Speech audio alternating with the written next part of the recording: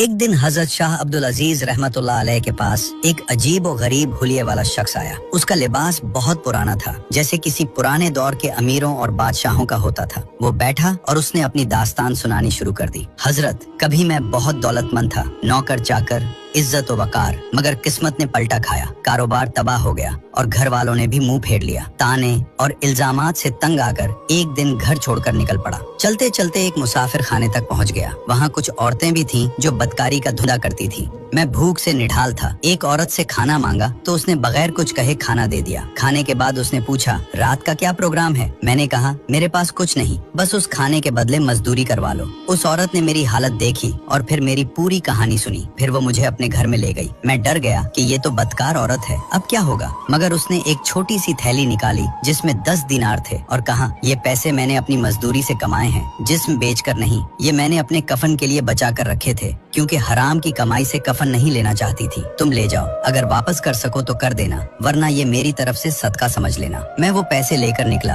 अल्लाह ने बरकत दी। एक अमीर आदमी के यहाँ मुलाजमत मिली और देखते देखते हजारों दिनार का मालिक बन गया। कुछ अरसे बाद उसी रास्ते पर निकला तो सोचा उस औरत का एहसान चकाऊं। मुसाफिर खाने पहुंचा तो पता चला कि वो जिंदगी और मौत की कशमकश में है। मैं उसके पास गया और कहा, अब मैं तुम्हारी मदद करूंगा। उसने मुस्कुरा कर कहा, अब मुझे कुछ नहीं चाहिए, मैं तौबा कर चुकी हूँ। बस एक काम करना, मेरे मरने तक यहीं रहना और उन्हीं 10 दिनारों से मेरा कफन लेना और फिर मुझे दफना कर चले जाना। वो इंतकाल कर गई। मैंने उन्हीं पैसों से कफन खरीदा और फिर उसे दफना दिया। रात को मैंने देखा कि पैसों वाली थैली गायब है। मुझे लगा शायद कब्र में गिर गई होगी। सुबह उठकर कब्र खोदी तो हैरान रह गया। न लाश थी न थैली, बल्कि एक दरवाजा था जो एक शानदार महल की तरफ खुलता था। अंदर दाखिल हुआ तो वो औरत तख्त पर बैठी थी, शहजादियों की तरह सजी हुई। मैंने पूछा, ये सब कैसे? उसने कहा, मैंने अल्लाह के लिए एक मजबूर की मदद की थी, उसके बदले अल्लाह ने मेरे सारे गुनाह माफ कर दिए और ये मकाम अता किया। अब जल्दी जाओ, बाहर निकलो, वरना जमाना बदल जाएगा। मैं जल्दी से बाहर निकला तो दुनिया ही बदल चुकी थी।